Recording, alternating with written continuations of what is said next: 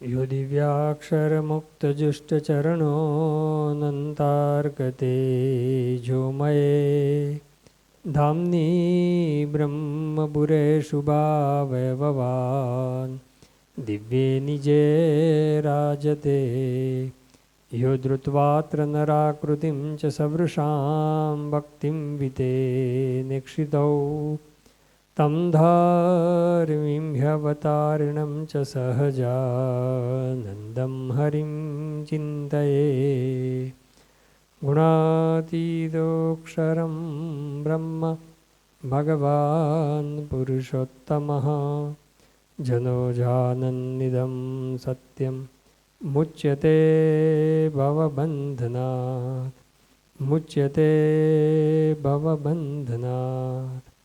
श्री स्वामिनारायण भगवाननी जय। अक्षर पुरुषोत्तम महाराजनी जय। गुणातीतानंद स्वामी महाराजनी जय। भगत जी महाराजनी जय। शास्त्री जी महाराजनी जय। योगी जी महाराजनी जय। प्रमुख स्वामी महाराजनी जय। महंत स्वामी महाराजनी जय। स्वामीनारायण हरे वचनामृत पंचाळा प्रकरणનું ત્રીજું મુનિ બાવાનું મોક્ષના કામમાં આવે તેને બુદ્ધિ કહીએ તેનું। સ્વામિનારાયણ હરે સંવત 1877ના ફાગણ સુધી અષ્ટમીને દિવસ શ્રીજી મહારાજ ગામ શ્રી પંચાળા મધ્યે ઝીણાભાઈના દરબારમાં ઢોલિયા ઉપર વિરાજમાન હતા અને દોડો ફેંટો માથે બાંધ્યો હતો તથા દોડો ખેસ પહેર્યો હતો તથા દોડી પછેડી ઓઢી હતી અને પોતાના મુખારવિંદની આગળ પારમહંસની સભા તથા દેશ દેશના હરિભક્તની સભા ભરાઈને બેઠી હતી। પછી શ્રીજી મહારાજ બોલ્યા, જે સર્વે પારમહંસ માહોમાહી પ્રશ્ન ઉત્તર કરો। વચનામૃત એક વિશિષ્ટ શૈલીની અંદર આ ગ્રંથ રચાયેલો છે। એમાં ઉપનિષદ કાળની અંદર જેમ પ્રશ્નોત્તર થતા એવી રીતે પ્રશ્નોત્તર શૈલીનો આ ગ્રંથ છે। ઘણી બધી વિશેષતા છે પણ એની સાથે આ પણ એક વિશેષતા છે।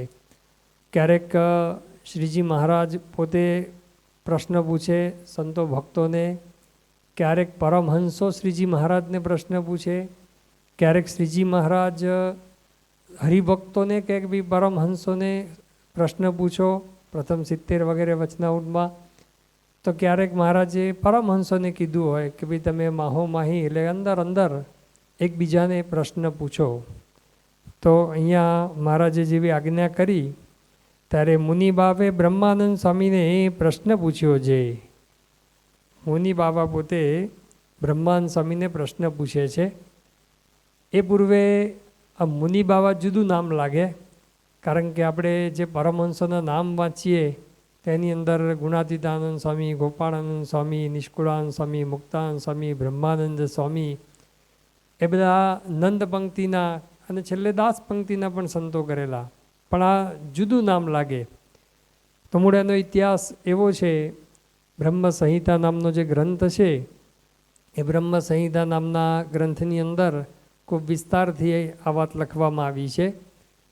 શ્રીજી મહારાજે પોતે એકવાર બ્રહ્માનંદ સ્વામીને આજ્ઞા કરી કે તમે સિદ્ધાંત કૌમુદી ભણવા માટે સુરતની અંદર મુનિ બાબા પાસે જાઓ। આ સિદ્ધાંત કૌમુદી એક વ્યાકરણનો ગ્રંથ છે। મુનિ બાબા પોતે ખૂબ વિદ્વાન હતા, એટલે શ્રીજી મહારાજે કીધું કે તમે એમની પાસે ભણવા માટે જાઓ। એટલે બ્રહ્માનંદ સ્વામી પોતે ત્યાં સુરતની અંદર જાય છે અને સુરતમાં જેવા જાય છે ત્યારે હરિભક્તોએ પૂછ્યું કે કેમ આવવાનું થયું આપને? એટલે બ્રહ્માનંદ સ્વામીએ કીધું કે શ્રીજી મહારાજે આજ્ઞા કરી છે કે મુનિ બાબા પાસે સિદ્ધાંત કૌમુદી ભણવાની। એટલે એ વખતે બધા હરિભક્તોએ વાત કરી કે સ્વામી, આ મુનિ બાબા છે ને એ તો બહુ વિદ્વાન છે, ષડદર્શનાચાર્ય છે, વ્યાકરણાચાર્ય છે અને બધી જ રીતે પોતે વિદ્વાન છે અને સારા વક્તા છે અને એટલો બધો પ્રભાવ સુરતની અંદર પડ્યો છે।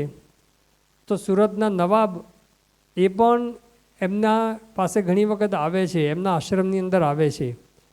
અને અરદેસર કોટવાલ એ નવાબના પોતે અંગત વ્યક્તિ કહેવાય.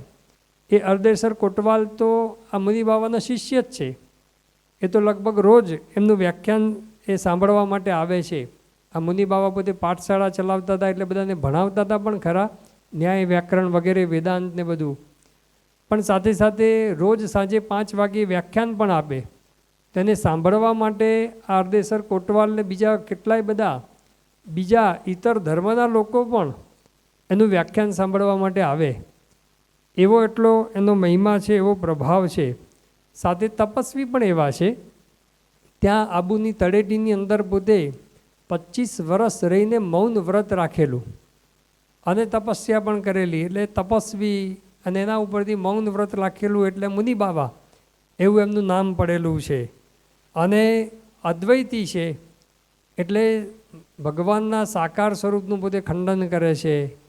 અને એમાં પણ એને ખબર પડી છે કે આ જીવન મુક્તા કહેતા સ્વામિનારાયણ પ્રગટ થયા છે, એટલે એનું તો વિશેષ કરીને ખંડન કરે છે.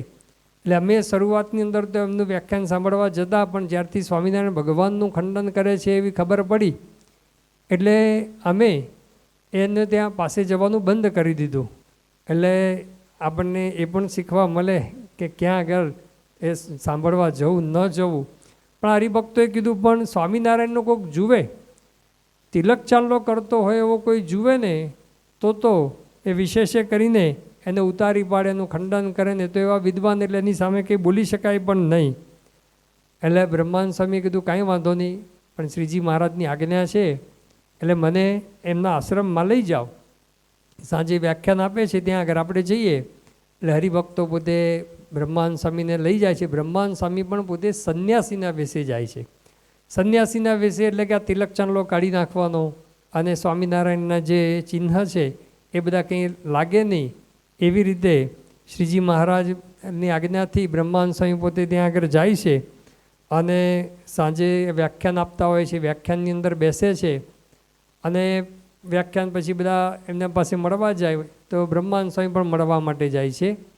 એટલે 1 દિવસ 2 દિવસ 3 દિવસ આવી રીતે મળવા ગયા. ચોથે દિવસે મુનિ બાબાને પણ આશ્ચર્ય થયું કે આ કોઈ સંન્યાસી છે અને રોજ મારું વ્યાખ્યાન સાંભળવા માટે આવે છે. એટલે પછી તરત જ એનો પરિચય પૂછે છે. એટલે બ્રહ્માનંદ સ્વામી પોતે પરિચય આપે છે કે ભાઈ હું પણ રાજસ્થાનનો છું અને આવી રીતે કચ્છની અંદર બધું પિંગળ શાસ્ત્રનો અને કાવ્યશાસ્ત્રનો બધો અભ્યાસ કર્યો.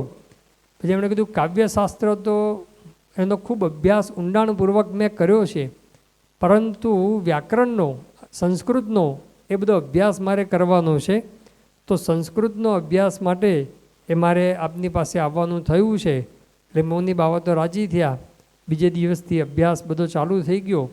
અને બ્રહ્માનંદ સ્વામી તો આપણે જાણીએ છીએ કે એકદમ તેજસ્વી, ખૂબ જ પ્રતિભાશાળી અને એકદમ બુદ્ધિશાળી હતા. એટલે જે કંઈ પાઠ આપે તરત જ એમને તો કંઠસ્થ થઈ જાય. અને બીજા બધા વિદ્યાર્થીઓ પણ સાથે હોય પણ એને કંઈ આવડે નહીં, અને અમને તો તરત જ એ કંઠસ્થ થઈ જાય. અને એક સાથે વ્યાકરણ પણ ભણે ને બીજે વેદાંત ને બીજું બધું પણ એક સાથે ભણવા માંડ્યા. બીજા તો એક જ ભણે, જ્યારે બ્રહ્માનંદ સ્વામી તો એક સાથે બધું ભણવા લાગ્યા અને એકદમ તેજસ્વી. એટલે અમને તો મુનિ બાબાને તો વધારે ને વધારે હેત થતું ગયું. 1 2 મહિના થયા એટલે તો વધારે થયું કે આ તો એકદમ તેજસ્વી વિદ્યાર્થી, આવા સંન્યાસી તો મેં કોઈ દિવસ જોયા નથી. એટલે કોઈ પણ શિક્ષક હોય, પ્રોફેસર હોય અને આવો તેજસ્વી વિદ્યાર્થી હોય એના પ્રત્યે હેત વધારે થાય. એટલે બ્રહ્માનંદ સ્વામી પ્રત્યે એમને હેત વધવા લાગ્યું. અને જેમ જેમ હેત વધવા લાગ્યું પછી તો ક્યારેક એવું થયું કે મુનિ બાબા જે સાંજે વ્યાખ્યાન આપતા તો અમુક દિવસો બીમાર પડ્યા. તો કથા બંધ રાખવાના બદલે, વ્યાખ્યાન બંધ રાખવાના બદલે બ્રહ્માનંદ સ્વામીને કીધું તમે વ્યાખ્યાન આપો. એટલે બ્રહ્માનંદ સ્વામી પણ વ્યાખ્યાન આપવા લાગ્યા. એટલે એ પણ એમને કહ્યા નહીં તો વાણી પણ કથા પણ સુંદર છે. એટલે વધારે હેત થયું. અને જેમ જેમ હેત થવા લાગ્યું એટલે પછી બ્રહ્માનંદ સ્વામી પોતે શાસ્ત્રોના આધારે કે બી શાસ્ત્રની અંદર તો જીવ, ઈશ્વર, માયા, બ્રહ્મ, પરબ્રહ્મ આ 5 તત્વની બધી વાતો છે તે શાસ્ત્રોના આધારે થોડી ચર્ચા કરવા લાગ્યા, વાતો કરવા લાગ્યા. પછી ભગવાન સાકાર છે એવી પણ વાતો શાસ્ત્રમાં આવે છે તો એ વાત કરવા લાગ્યા. એમ કરી કરીને ધીરે ધીરે ભગવાનના અવતાર થાય છે એ વાત પણ બધી કરી. અને પછી આ 5-6 મહિના થયા પછી બ્રહ્માનંદ સ્વામીએ કીધું કે આ કળિયુગની અંદર જીવન મુક્તા કહેતા સ્વામિનારાયણ પ્રગટ થયા છે. આ વાત સાંભળીને એમને થોડો થડકો તો લાગ્યો, પણ બ્રહ્માંડ સ્વામી પાસે બ્રહ્માંડ સ્વામી સાથે હેત થઈ ગયેલું. એટલે બ્રહ્માંડ સ્વામી કીધું હું તો એમનો શિષ્ય છું.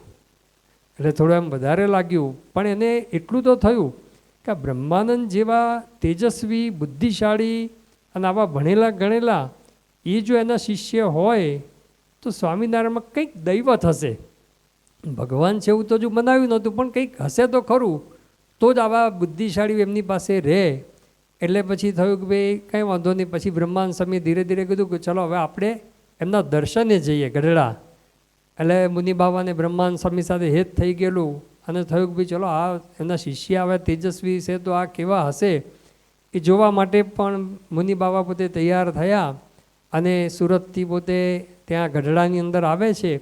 સાંજના સમયે છેક પહોંચે છે. એટલે બ્રહ્માંડ સ્વામી વિચાર કર્યો કે બધું પાછું મહારાજને જઈને બધી પહેલાં વાત કરી આવવી પડશે, બધું કરવું પડશે. એટલે હરજી ઠક્કરના નવા ઘર થયેલા. એટલે મુનિ બાબાને ત્યાં આગળ ઉતારો આપ્યો અને ઉતારો આપીને કીધું કે તમે અહીંયા રાત વાસો કરો, આવતીકાલે સવારે આપણે સ્વામિનારાયણ ભગવાન પાસે જઈશું. એમ કરીને એમને જમાડ્યા કર્યા, આગતા સોગતા બધું કરી અને નવા ઘરની અંદર રાખ્યા. અને આ બાજુ બ્રહ્માંડ સ્વામી રાત્રે શ્રીજી મહારાજ પાસે આવ્યા અને મહારાજ સંતો ભક્તો બધા બેઠેલા અને શ્રીજી મહારાજ બ્રહ્માંડ સ્વામીને જોઈને રાજી થયા કે તમે ભણીને આવ્યા. એટલે વાત કરી કે મહારાજ મુનિ બાબા પાસે ભણીને આવ્યો અને મુનિ બાબાને સત્સંગ પણ કરાવ્યો છે અને આપના દર્શને લઈ આવ્યો છે, આવતીકાલે સવારે આપના દર્શને આવશે.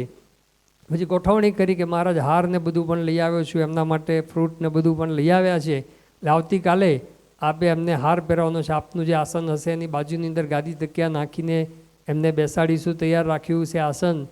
આપે એમને હાર પહેરાવવાનો છે અને એમનો હું પરિચય આપીશ ને બધી વાતચીત કરીશું. આવી બધી ગોઠવણી કરીને બ્રહ્માંડ સ્વામી બધી વાત કરી. બીજે દિવસે સવારે બધી ગોઠવણી ગાદી તકિયાની બધી ગોઠવણી કરી. મુક્તાનંદ સ્વામી બધાએ પણ બધા તૈયાર હતા. અને આ બાજુ બ્રહ્માંડ સ્વામી પોતે મુનિ બાબા પાસે ગયા અને કીધું કે ચાલો આપણે જવાનું છે સ્વામિનારાયણ ભગવાન પાસે. અને મહારાજ પાસે દાદા ખાચરના દરબારની અંદર આવ્યા અને દાદા ખાચરના દરબારમાં લીમડા નીચે સભા ભરાઈને બેઠેલી. મુનિ બાબાનો પ્રભાવ પણ એવો હતો. આમ તો બધું સોનું ને બધું પણ પહેરતા હતા, પણ સાથે સાથે એવો પ્રભાવ હતો. એટલે જેવા સભાની અંદર આવ્યા એટલે બધા હરિભક્તો સંતો બધા ઊભા થઈ ગયા, એમને હાથ જોડ્યા અને શ્રીજી મહારાજ પાસે જેવા આવ્યા એટલે બ્રહ્માંડ સ્વામીએ કીધું કે મહારાજ આ મારા વિદ્યાગુરુ, એમની પાસે મેં અભ્યાસ કર્યો અને ખૂબ જ પોતે વિદ્વાન છે અને ખૂબ જ બુદ્ધિશાળી છે અને બધી વાતો કરી મહિમાની. પણ શ્રીજી મહારાજ કંઈ સામું જોયું જ નહીં. મહારાજે તો ભાઈ બીજું બધું કોણ મુનિ બાબા અને બધા દાદા ખાચર ને બધા દરબારો બધા બેઠેલા એમની જોડે વાતો કરવા લાગ્યા. એટલે મુક્તાનંદ સ્વામી બાજી સમજી ગયા. એટલે મુક્તાનંદ સ્વામી તરત ઊભા થયા, મુનિ બાબાને હાર પહેરાવ્યો, ગાદી તકિયા ઉપર બેસાડ્યા અને બધું કર્યું. પણ મુનિ બાબાનું મન માન્યું નહીં. અને એટલામાં પાછું શ્રીજી મહારાજે બીજું ચરિત્ર કર્યું. મહારાજે દાદા ખાચરને કીધું કે અમને ભૂખ લાગી છે, કંઈક જમવાનું લાવો. તો દાદા ખાચર તો તરત ઊભા થયા અને રોટલો ને દહીં લઈ આવ્યા. અને શ્રીજી મહારાજ સભાની અંદર રોટલો ને દહીં ખાવા લાગ્યા અને દહીંના રેલા નીચે ઉતરવા લાગ્યા અને મહારાજ ચાટવા લાગ્યા. એટલે મુનિ બાબાને તો થઈ ગયું કે બે આ ખોટી જગ્યાએ બ્રહ્માનંદ સ્વામી લઈ આવ્યા. અને પછી તો તરત નીકળી ગયા. બ્રહ્માંડ સ્વામી એમની પાછળ પાછળ જાય છે અને હરજી ઠક્કરના ત્યાં ઉતારે પહોંચ્યા. એટલે મુનિ બાબા એકદમ બ્રહ્માંડ સ્વામીને વળવા લાગ્યા.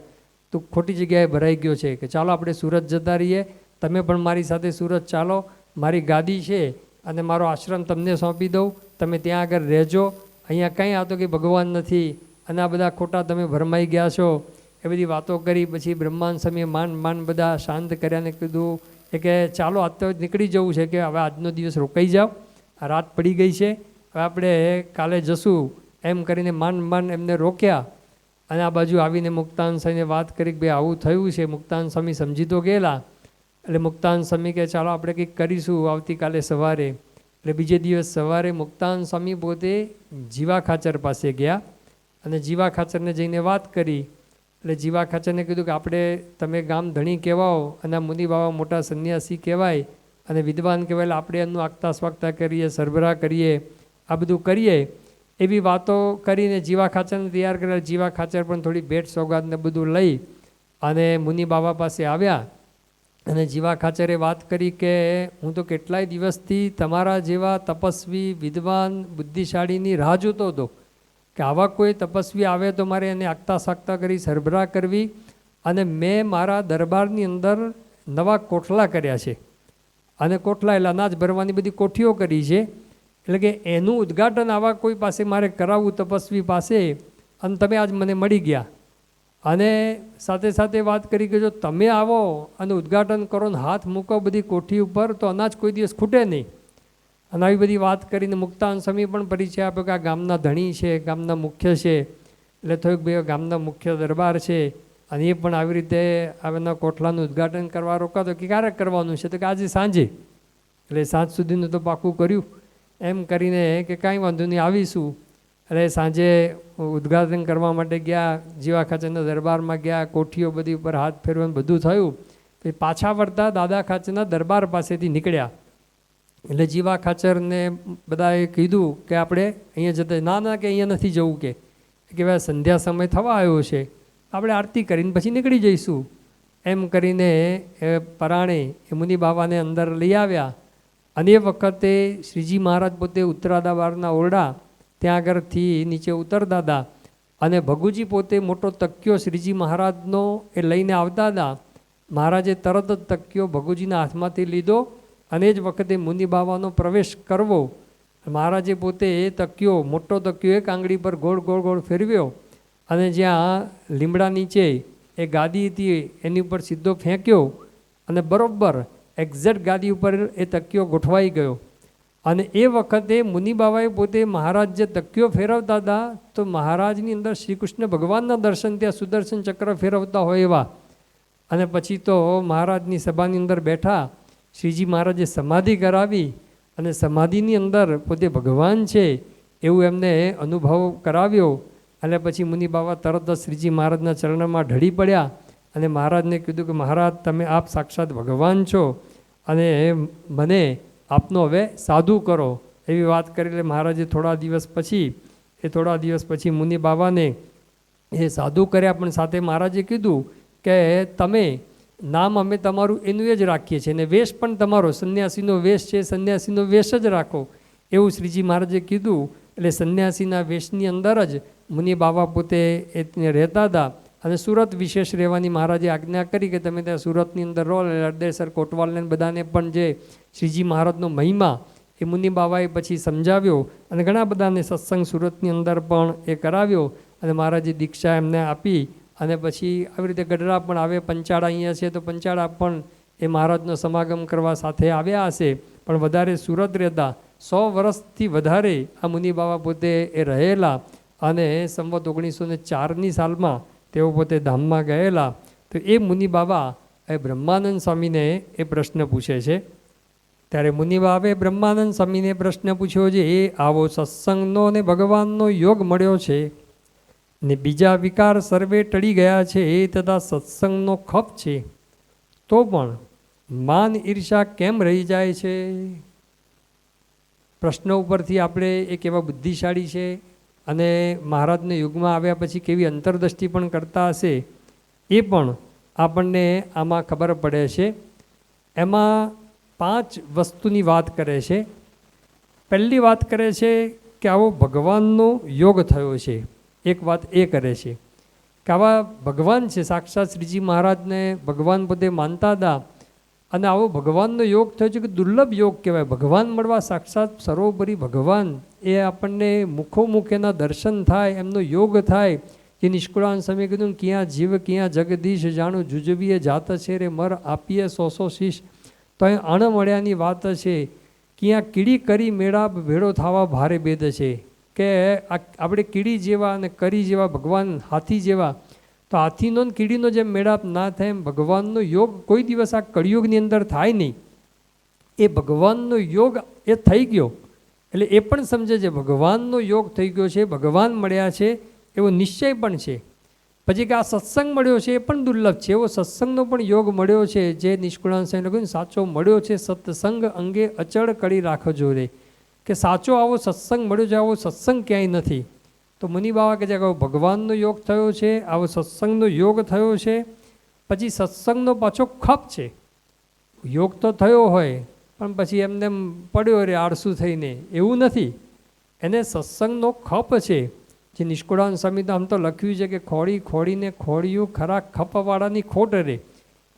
ખરો ખપ જાગે, મુમુક્ષુતા જાગે એવા તો દુર્લભ છે, એવા બહુ ઓછા હોય. તો મુનિ બાબા કહે છે કે સત્સંગનો ખપ છે અને ખપ મુમુક્ષુતા રાખી અને સત્સંગની અંદર પોતે મંડ્યા રહે છે. અને આવું છે અને આવો સત્સંગનો ખપ છે, ભગવાનનો યોગ છે, નિશ્ચય છે. એટલા માટે કે બીજા વિકાર સર્વે ટળી ગયા છે. એ વાત કરે છે કે આ ભગવાનનો યોગ છે, પછી આવો સત્સંગનો યોગ છે, સત્સંગનો ખપ છે. એટલા માટે બીજા વિકાર સર્વે ટળી ગયા છે. બીજા વિકાર એટલે વિશેષ કરીને કામ વગેરે દોષ એ ટળી ગયા છે. હવે આ તો કેટલી મોટી વાત કહેવાય કે જે મોટા મોટા એ ઋષિ મુનિઓ પણ જે દોષ ટાળી શક્યા નથી, જે સ્વભાવ ટાળી શક્યા નથી, એ સ્વભાવ એ દોષ એ ટળી ગયો છે. અને બીજા પણ સાથે સાથે લોભ સ્વાદ વગેરે પણ સમજવાના એ બધા વિકાર પણ ટળી ગયા છે. એટલે કેટલી મોટી વાત કહેવાય. આ વિકાર ટળવા, આ કામ દોષ ટળવો, એ તો કહે છે કે એ બધા મુક્તાનંદ સ્વામીએ કીધું ને કે મુનિ મન મધ્ય વિચાર એવો કરે, મોહ શું લડે તે મર્દ કેવા, પાખરિયા નર તે કંઈક પાળ્યા ખરા, શૃંગી શશી સુરરાજ જેવા, કે મોટા મોટા એકલ શૃંગી જેવા, ઇન્દ્ર જેવાને પણ એ પાડી દીધા છે. તો એક કામ દોષ પણ ટળી ગયો છે. પછી છેલ્લી વાત કરે છે તો પણ માન ઈર્ષા કેમ રહી જાય છે? બીજા વિકાર ટળી ગયા છે, બધું જ છે, છતાં પણ માન ઈર્ષા કેમ રહી જાય છે? હવે આ કેટલી મોટી વાત કહેવાય. આટલું બધું છે અને કહે છે કે માન ઈર્ષા રહી જાય છે. પ્રથમના 62માં વચનાવળમાં નિર્વિકારાનંદ સ્વામીએ પોતે પ્રશ્ન પૂછે છે, એમાં પણ આવી વાત કરી છે કે ભગવાનનો નિશ્ચય છે અને તો પણ રૂડા ગુણ આવતા નથી ને માન ઈર્ષા કેમ વધતા જાય છે, ત્યાં પણ આવો પ્રશ્ન પૂછ્યો છે. તો શ્રીજી મહારાજના સમયની અંદર આ પરમહંસોનો ભક્તોનો જે સંવાદ છે ને, એકદમ હૃદય ખોલીને બધા બેસે છે. જાહેરની અંદર આ કહેવું કે ભાઈ માન ઈર્ષા રહી જાય છે. પ્રથમના 4થા વચનાવળની અંદર પણ શ્રીજી મહારાજે કીધું ભગવાનના ભક્તે પરસ્પર ઈર્ષા ન કરવી. તરત આનંદાનંદ સ્વામીએ કીધું કે મહારાજ ઈર્ષા તો રહી જાય છે. પછી મહારાજ નારદજી જેવી ઈર્ષા કરવાની વાત કરે છે. અંતના 28મા વચનાવળની અંદર મહારાજ પોતે બ્રહ્માનંદ સ્વામી, શુકમુનિ અને સુરાખાચર એ ત્રણેયને પ્રશ્ન પૂછે છે કે જેણે કરીને તમે પાછા પડી જાઓ તમારામાં કયો દોષ છે? તો ત્રણેય કીધું કે માનરૂપ દોષ છે. તો કેટલું એ નિખાલસભર્યું વાતાવરણ છે કે બધા હૃદય ખોલીને બેસતા મહારાજની પાગર એકદમ નિર્મળતા એ જોવા મળે છે. જેથી કરીને પોતાના જે દોષ છે, સ્વભાવ છે, એ જાહેરની અંદર પણ એ કબૂલ કરે છે. તો શ્રીજી મહારાજને કહે છે કે ભાઈ આ માન ઈર્ષા કેમ રહી જાય છે? આવું બ્રહ્માનંદ સ્વામીએ પોતે પૂછ્યું. કારણ કે શ્રીજી મહારાજ છે એમને માન અને ઈર્ષા એ ગમતા નથી. પ્રથમના 76મા વચનાઓની અંદર શ્રીજી મહારાજે કીધું કે ક્રોધી, ઈર્ષાવાળો, કપટી અને માની એ 4 પ્રકારના દોષ જેમાં હોય એ સત્સંગી હોય ને તો પણ મહારાજ કે અમારે એની સાથે બને નહીં. ભલે સત્સંગી કહેવાતો હોય પણ મહારાજ કે એની સાથે અમારે બને નહીં. પછી ત્યાં કામદોષની પણ વાત કરે છે. પણ લોયાના 14મા વચનાવળમાં ને અંત્યના 27મા વચનાવળમાં મહારાજ કહે છે કે અમારે પહેલાં કામી ઉપર ખૂબ અભાવ રહેતો, પણ હવે તો માન જેનામાં હોય ને એની ઉપર વિશેષ અભાવ રહે છે. મહારાજ કહે કેમ? તો કે કામી તો નિર્માની થઈને સત્સંગમાં પડ્યો રહે, પણ માની છે એ સત્સંગની અંદર એ ટકી શકતો નથી. એટલે માન ઉપર શ્રીજી મહારાજને વધારે એ શત્રુભાવ છે. અને મુક્તાનંદ સ્વામીએ પણ એમના કીર્તનની અંદર લખ્યું છે કે સાંભળ બેની હરી રીજાની રીતડી, મોહન વરને માન સંગાથે વેરજો, સાધન સર્વે માન બગાડે પડ વિશે, જેમ ભળિયું પાયસા કરમાં અહીં ઝેરજો, સાંભળ બેની હરી રીજાની રીતડી. કે મોહનવરને ભગવાનને માન સાથે વેર છે.